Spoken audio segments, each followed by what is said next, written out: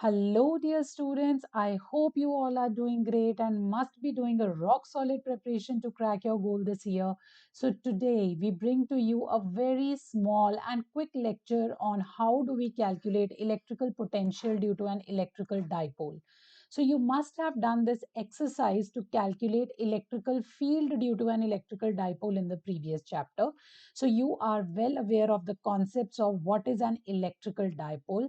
Also, this topic is important and easy because potential is a scalar quantity, so it doesn't involve direction consideration in its derivations. So it is comparatively easier as compared to the calculation of electrical field, which was a vector quantity. So without wasting any time, let us quickly revise first of all that what is a dipole. I hope you all know this, but just for your quick revision, you all know that a dipole, over here in the figure you can see, it is a system of two charges of equal magnitude, but they are opposite in sign. Over here you can see it is minus q and plus q. They are separated by certain length, but the condition over here is that this length has to be very small. That is why, if you remember, in the derivations of electrical field at the last we used to neglect the length because the length is very small. Also, you can see the direction of this dipole moment, which we denote by the symbol of P. So, this dipole moment is given by the magnitude of the charge, which is plus q over here, into the length of the dipole, that is 2L in this case. So, this is the dipole moment. You have done this in the previous chapter. This is the formula of dipole moment. And also, if somebody asks you what is the direction, so because electrical field lines, they begin from minus q and they end out at plus q. So the direction of dipole moment is always from the negative charge towards the positive charge. Also over here, there's some basic terminology that you should be aware of. This is called as the axial line of the dipole. Axial means along the axis. So this is the axial line, the line which is along the dipole moment is called as the axial line, and the line which is the perpendicular bisector of the dipole is known as the equatorial line. So in today's lecture, we will be calculating the electrical potential at any point on the axial line of the dipole. Then we will be doing the same exercise for equatorial line. And then we will be generalizing at the last if we take any point, either on the axis or on the equatorial line or anywhere randomly around the dipole, like here or here. So for any general point, we will be calculating the electrical potential due to the electrical dipole. So I hope this is very clear to all of you. You are already aware about these concepts. Okay, so now the first topic for the day is that how do we calculate electrical potential on the axial point of an electrical dipole. So as I have told you a few minutes ago, axial point will be a point which is lying along the axis of the dipole. So here we have this dipole AB. You can see on A we have the negative charge and at B we have the positive charge. This O over here is representing the center of the dipole. So if we say that the total length of the dipole is 2L, then AO will be L and OB will be L. Also, we have taken this point P on the axis of the dipole, and let us say that its distance from the center of the dipole is X. So this is the terminology that we have taken. You may find different terminologies in different books. The books may write this as total length as L and then L by 2 and L by 2. So it depends. I've intentionally taken it as 2L so that I avoid fractions in my derivation, right? So over here, P is at a distance of X from the center of the dipole. So we are interested to calculate that what is the potential at this point due to this dipole. So you know from the previous lecture, from the knowledge of the previous lecture, that potential at any general point is given by kq by r, where q is always taken with sign. If you have not watched the previous video of this, that was the first video of this chapter, please go and watch where we have completely derived this formula. And r is the distance of that particular point P from the charge. So this was for a point charge. This formula was for a point charge. So basically over here also, if you look at the system closely, this point P will have certain potential due to the charge at A, and then certain potential due to the charge at B. And also, because potential is a scalar quantity, there's no doubt in this. Potential is a scalar quantity. So we'll just do an algebraic sum of potential at A and potential at B, and we'll get the net potential at P. So basically, if I want to write this in the term of equation, so Vp can be written as potential due to charge at A plus potential due to charge at B. So because of charge at A, the charge is minus Q. So, potential will be K into charge that is always taken with sign. So minus Q upon R. So now what is the distance of point P from this point A? So you can see that this point total will be, this is L and this is X. So this point P is at a distance of X plus L from A. So R over here becomes X plus L plus. Now, what is the potential due to the charge at B? So charge at B is plus Q. So this will be K into Q upon, now what is the distance of this point P from B? So this total is X, this particular thing is L. So PB will be nothing but this X minus L. So this is X minus L. So here we go. Now we have the equation for net potential. Let us solve it further. So this becomes minus KQ. We can take out common. This can be written as 1 upon X plus L minus 1 upon X minus L. So now let us solve this further. Over here we take the LCM. So LCM of this will be X plus L into X minus L. So over here it becomes X minus L minus X plus L. Simple mathematics. I hope you all are understanding the steps. So X minus L minus X minus L. Now, this is identity. A plus B into A minus B will be nothing but A square minus B square. So X square minus L square. So over here you can see X and X, they get cancelled. So now you are left with minus KQ into minus 2L upon X square minus L square. So when you solve this further, this becomes KQ into 2L upon X square minus L square. Now, if you look at this particular thing carefully, this term Q into 2L, that is charge, the magnitude of charge into the length of the dipole. I just now explained you a few minutes ago that this is called as the dipole moment. So this is the magnitude of the dipole moment. So over here, this is K into P upon X square minus L square, where P is nothing but the dipole moment of the dipole. So this is the formula of how do you calculate the electrical potential at any point on the axis of the dipole. Now, generally what happens, as I have told you in beginning, this length of the dipole is very, very small. This 2L is very, very small. So it is obvious that if 2L is very, very small, so obviously L is also very, very small, right? So this X square minus L square in general,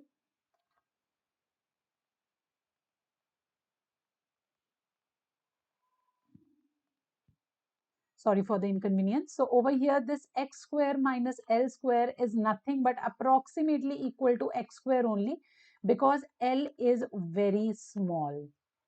L is very small. Like when you will solve the questions related to this topic, you will see that the length of dipole is given in the order of millimeters, and the distance from the dipole is given in the order of meters. So just imagine if distance of point P from the dipole is 10 meter and the length of the dipole is 2 millimeter, then obviously this term of millimeter is very, very small in comparison to that of meter. So because X square minus L square can be taken approximately equal to X square, so this formula can approximately be written as Kp upon X square. So this is the case generally in 95% of the cases. This particular formula will be valid, because you will observe that the length of the dipole will be of very, very small orders as compared to the distance of the point where you have to calculate the potential from the center of the dipole. So that is why we are ignoring this factor of L square over here. But in case if you get any question where the length and the distance are of equal magnitude, suppose if both are given in millimeters, then you obviously will use this formula. You cannot ignore L over there. But in 95% of the cases, this formula is very well valid because generally the length of the dipole is taken very, very small. Now, just to give you a quick recap, if you remember, how did we calculate the electrical field at axial point of a dipole, then the formula came out to be 2kp upon r cube. This was the formula over there, or x cube. I will use the same variable. This was the distance from the center of the dipole. So over here, you can see I have P with an arrow. Now, should I put an arrow over here also? No, this will make my formula wrong because you all know that potential is a scalar quantity, whereas electric field is a vector quantity. So that is why over here, the direction of the dipole moment has also to be taken into consideration. But if you talk about potential, if by mistake you put an arrow on the top of P, your formula will get incorrect over here. It means that you basically do not know that potential is a scalar quantity. So over here, potential has nothing to do with the direction of the dipole moment because it is a scalar quantity. Also, you can see from this formula that the potential due to the dipole on its axial point is inversely proportional to x square. Or if you compare it with this formula where we take only point charge, potential due to point charge, it was inversely proportional to 1 by x. Over here, it is inversely proportional to 1 by x square. So if we are told to plot the graph between V and X for a dipole, so I am talking over here for a dipole that is also for an axial point. So you know it will come like this because it's a variation as V is inversely proportional to 1 by x square. So this graph can also be asked to you in the exam or maybe asked in your NEET or JEE exam depending upon the type of question that is asked. So it may be asked in MCQ, right?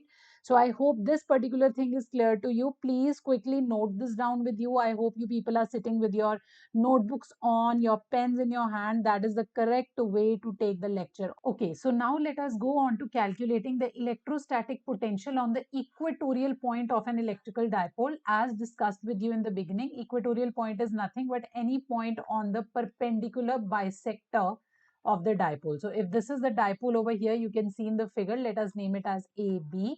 And this is the center. So this line, let me extend it further.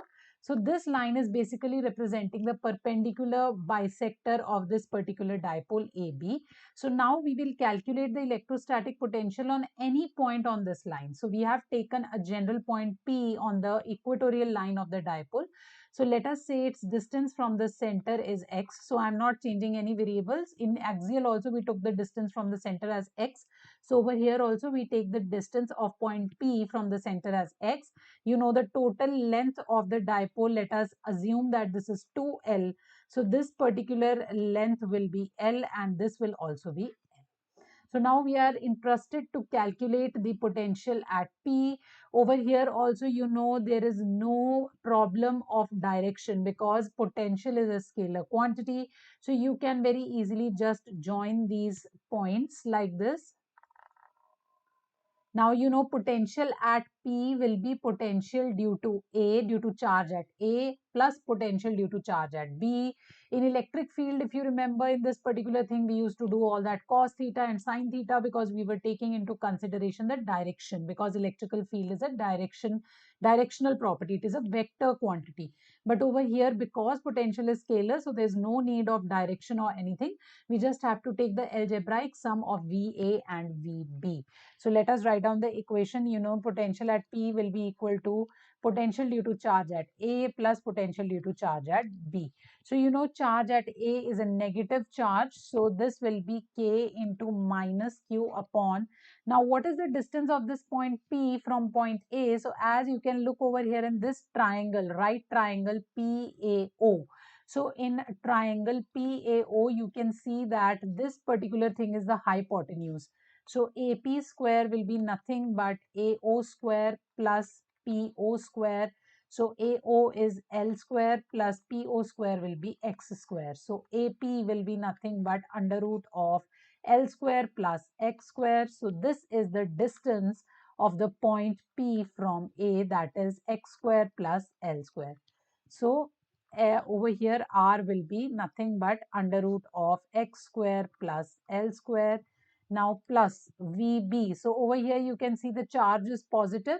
So this will be KQ, and what is the distance of this point P from B? So this is also a similar scenario. This base is L, perpendicular is X. So hypotenuse will be again under root of x square plus L square. So see, magic is happening. You can see both of them are equal and opposite in magnitude. So the total sum comes out to be 0. So easy. Yes.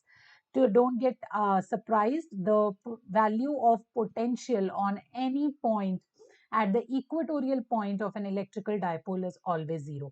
So you take any point on the equatorial line, you take a point over here, you take a point over here or anywhere, the electrical potential will always come out to be 0, because the distance of the point will always remain same from both the charges. From negative charge also and from positive charge also. And because both the charges are same in magnitude, the terms will cancel out each other, as it was happening in this case. So this is very easy to, remember. Always remember, electrical potential at any point on the equatorial line or on the perpendicular bisector of an electrical dipole is always 0. Now, just a quick recap. If you were asked the electrical field at the point P, so you know this was nothing but minus Kp upon x cube. So this was the value of electrical field at any point on the equatorial line. And also you can see over here, we have taken the direction into consideration, because electrical field was always directed opposite to the direction of the dipole moment. So if this was P, this was the direction of dipole moment P. So electric field was always in the opposite direction. So that is why a minus sign over here is depicting the negative direction, right? The opposite direction of electrical field and dipole moment. So this was the formula for electrical field. But if somebody asks you what is the potential on the equatorial line of the electrical dipole, then it is always 0, whereas electrical field is non-zero. So this was very easy. I hope you have noted it down, or you have taken the screenshot of this with you somewhere. Okay, so till now we have been very specific in our approach. Like we took a specific point on the axial line, and then we took a specific point on the equatorial line, and we calculated the values of electrostatic potentials. Now we will expand our horizon, and we will find a general formula for the electrostatic potential at any general point. So now it's important to define that what do we mean by general point. General point means any point, varying from 0 degree to 360 degree around the dipole. It means any point in the world around the dipole. So the point can be here, it can be here, it can be here, or it can be here. So you can see that it can be any point around the dipole. Also, its distance from the dipole can also be different. Like if there's a point here, then the point can also be over here, or then it can also be over here. So here you can see for these 3 points, the angle is remaining same, but the length is different. So this way you can see we will cover any point. You name any point, you pick any point. We can cover any point around the dipole if we take the coordinates like this.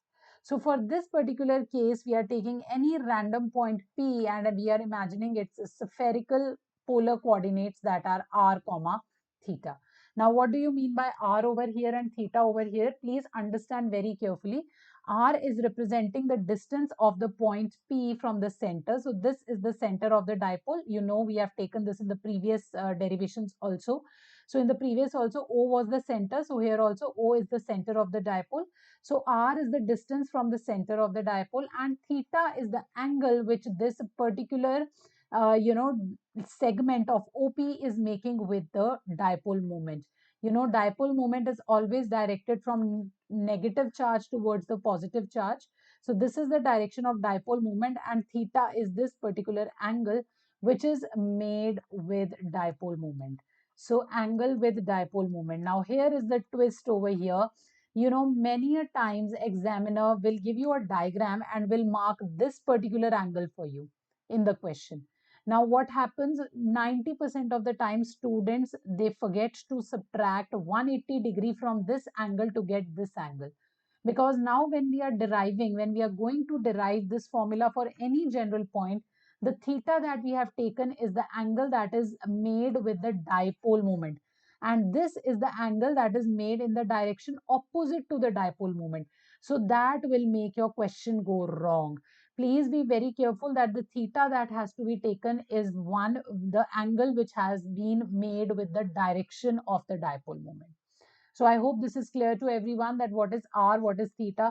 For a quick revision, r is the distance from the center of the dipole, the distance of the point that we have taken into consideration from the center of the dipole, and theta is the angle that is made with the direction of the dipole moment. Now, what we are going to do is we are going to calculate electrostatic potential at this point P. Now, if you remember the previous derivations, what we used to do over there was that we used to calculate Vp as nothing but Va plus Vb. That means the potential due to charge at A plus the potential due to charge at B, that is minus Q and plus Q. But in this question, also we can do it like that, but this will make your calculation lengthier. How? You can see over here, to calculate this particular distance and this particular distance, you will have to use vector law of, triangle law of vector addition, and also you will have to use your knowledge of geometry over here. So this makes your derivation lengthy. So there's also an easier and a clever way of how you can quickly calculate the potential at P. So to explain it, I'm going to draw the diagram very clearly. So this was the center of the dipole. This is the point over here, and this is R, that is the distance between the two. And this was the direction of dipole moment. And this is the angle theta. So rather than calculating Vp as Va plus Vb, what I will do is I will break this particular dipole moment into its components. I hope you are very well aware of it. You have done how do you break vectors into components. So if this is P, so this will become P cos theta. So this is P cos theta, and perpendicular to this, you will have the other component, that is P sine theta. So this is P sine theta. So what I have done is I have basically broken the vector dipole moment into two components, that is P cos theta and P sine theta.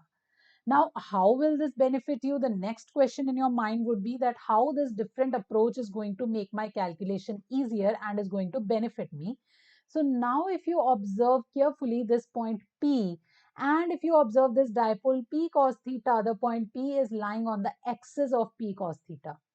And similarly, if you observe carefully for P sine theta, this particular point P is lying on the perpendicular bisector of this particular dipole, right? This is P sine theta, and point P is lying on the perpendicular bisector of P sine theta.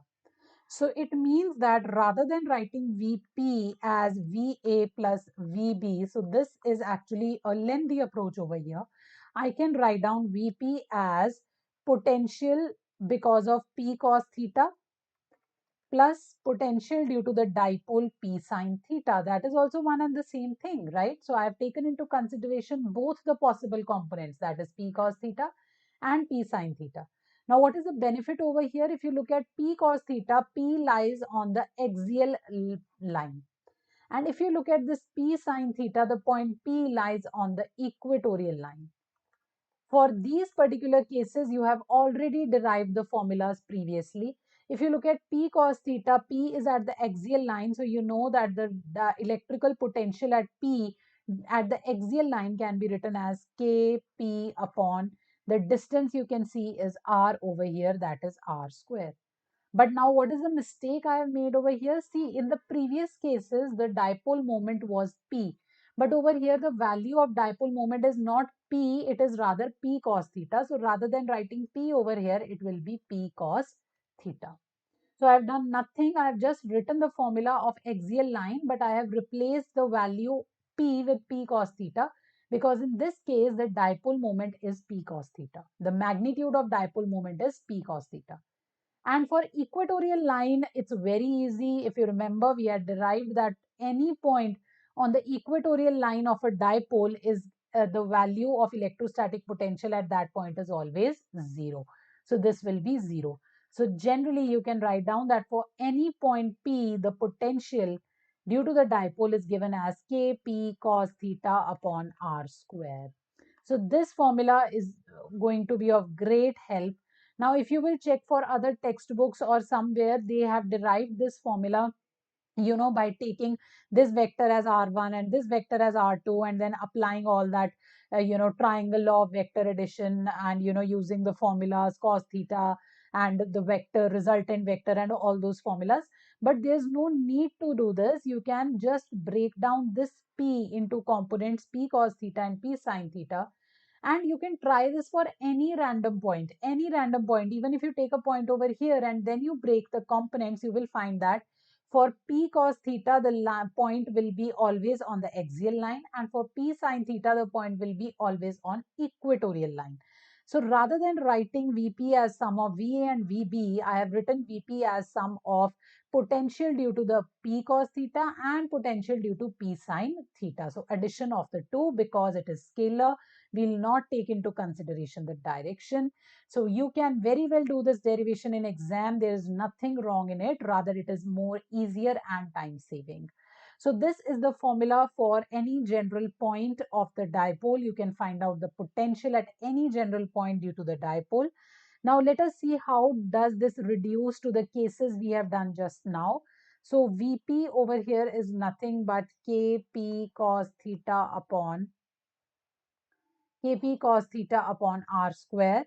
So now, if the point is taken for axis, now if I reduce this particular thing into axial line, it means if I bring P over here, that means on the axial line, what will change? You can see theta will become 0. So for axial line, if P is taken on axial line, theta becomes 0 degree. So let us put 0 over here. So Vp cos 0 upon r square. So cos 0 is 1. So this becomes kp upon r square. And if you remember, we had derived this formula in the beginning of the lecture. So you can see that how just remembering the general formula can help you derive the formula for axial line or help you reduce it to that formula. Similar way, if you talk about equatorial line, so for equatorial line, theta will become 90 degrees. So if you look over here, so if this point P is on the equatorial line, that means over here, so theta becomes 90 degree. So if this theta becomes 90 degree, cos 90 is 0, so Vp comes out to be 0. So this also we had derived few minutes ago. So you can see that how just by remembering this general formula, you can calculate the formula for axial line and equatorial line. So this was it. Now we will move to the solving of the question. But before that, please take a screenshot of this or please note it down somewhere with you, and please try to remember these formulas. Let us summarize them on one page. So if somebody asks you the potential at any point on the axial line, so that is given by Kp upon x square or r square, whatever variable you have taken. And for V equatorial, that is any point on the equatorial line, it is always 0. Electrostatic potential is always 0. And for any general point, it is given by Kp cos theta upon r square, where the important thing is that theta is angle made along, sorry, made with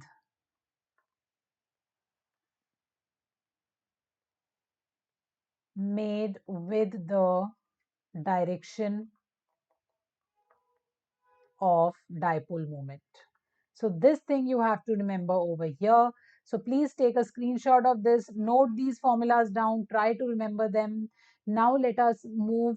Okay, so now let's come towards the solving of the question. So question says a dipole with Q is equal to 4 microcoulomb and length root 3 millimeter lies at the origin O. The point P is at a distance 3 meter from O, making an angle 120 degree with the direction of dipole. Calculate the electric potential at P due to the dipole. So this question was asked in your NEET 2018. So let us try solving this. Ideal approach should be that you should pause it and try it on your own and then come back for the solution. Okay. So now the very first approach when you solve the question in physics is, as I have told you in many of my previous videos, I am telling again, please draw a diagram for your reference. So over here you are given a dipole which is lying at origin. See, when you say dipole lying at origin, it always means that the center of the dipole is at origin. So it means over here the center of the dipole is at origin. So one charge is minus 4 mu coulomb and other charge is plus 4 mu coulomb. Now there is a point P which is at a distance 3 meter from O, making an angle 120 degree with the direction of dipole moment. So this is the direction of dipole moment from the negative charge towards the positive charge. So there is this point P whose distance from O is 3 meter and this angle is 120 degree. Also, you can see in this question that the length of the dipole itself is very small, root 3 millimeter. As I told you in the beginning, that dipole is a system of two equal and opposite charges of negligible distance between the them. So you can see how small this number is, of the order of millimeter, and that to root 3. So small number, right? So now over here you have the value of r with you, that is 3 meter, and you have the value of theta.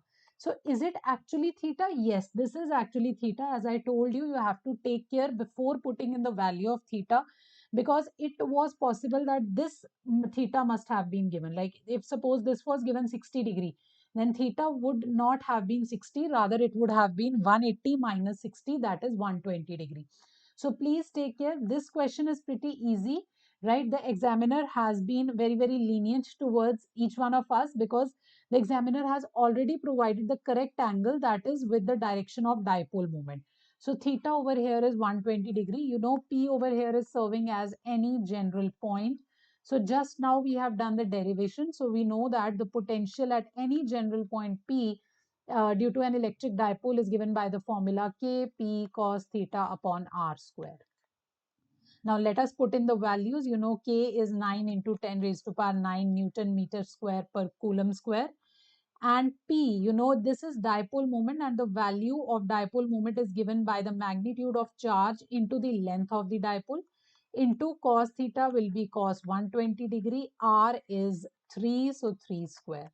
Now you have to take care of one more thing over here. You can see all the options are in the SI unit of electric potential, that is volt. It means that all the quantities that we substitute over here should be in SI units. See, a value of K is in SI, then R is also in SI, that is in meter. But before substituting Q and L, please take care that they are in non-SI units. This is the error which students make. Yes, you know, it is totally unexpected from a student of class 11th or 12th to make such an error, but still students make it, because when you are sitting in exam there is pressure. Please remember, before you put all the values, check for their units. They should be always SI, right? So over here Q and L has to be taken into SI unit. So you know, microcoulomb is 10 raised to power minus 6 coulomb. So this becomes 4 into 10 raised to power minus 6 coulomb. Into length is given in millimeter. So this becomes root 3 into 10 raised to power minus 3 meter. Into cos 120, by your knowledge of trigonometry, you know that is minus half, upon 3 square is 9. So let us solve this. 9 and 9 gets cancelled. So 4 into root 3 divided by 2. Minus sign is also there. And if you look at power, power also cancels. So this is 10 raised to power 9 minus 6 minus 3. So 10 raised to power 0 you are left with. And you know, anything raised to power 0 is 1.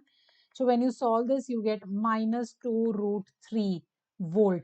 Now, if you know, you should know the value of root 3 is 1.732. So when you put this value, you get the exact answer you get is minus 3.464 volt. When you check in your option, so it is very near to minus 3.5 volts. So this is your correct option. So see how easy the question was. If you knew the formula for general point, you can quickly substitute the values and find the answer. The other thing that you have to take care over here is, before putting the value of theta, theta should be always the angle made with the direction of dipole moment. And other thing is, all the quantities that you are substituting in the formula should be in their SI units.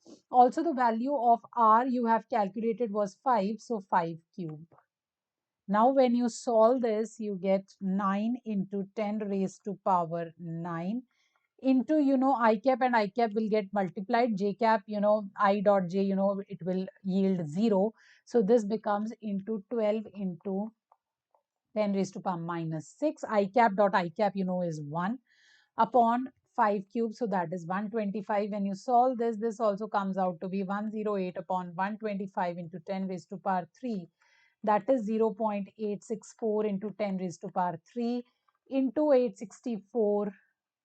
So this becomes 864 volt. So you can see by both the methods you get the same answer, but this was a little shorter one, right? You could just directly see the value of cos theta is 3 upon 5. You can put it and then you can solve it. So this thing also should strike your mind, right? This is another way to write down the formula of any general point. So wherever you have noted down the formulas, please note this down as well. In the vector form, in the form of dot product, you can write the formula like this. In case you don't have theta with you, you can also use this particular formula. So you can see how easily we have, done this calculations to calculate the electric potential at any point, either it be axial line, equatorial line, general point. And then we have also solved few questions. Now watch this video. If you do not have, any doubt, well and good, practice more. But if you still have doubts, pause it, try to understand it, try to write the things with your hands, try to do the calculations with your hands, and try to solve the numericals on your own. Keep practicing, keep working hard. Goodbye until next. So, now that you have understood the topic through our videos, I would recommend you to check our EduRev app for easy and complete notes of the chapter Electrostatic Potential and Capacitance. Apart from notes, we also provide full fledged courses to support you in acing your medical and engineering entrance exam preparation. Through our simplified video lectures, topic wise tests, and our full length mock tests, we provide you with great insights and prepare you for your final day. So, quickly go and check it out on our app.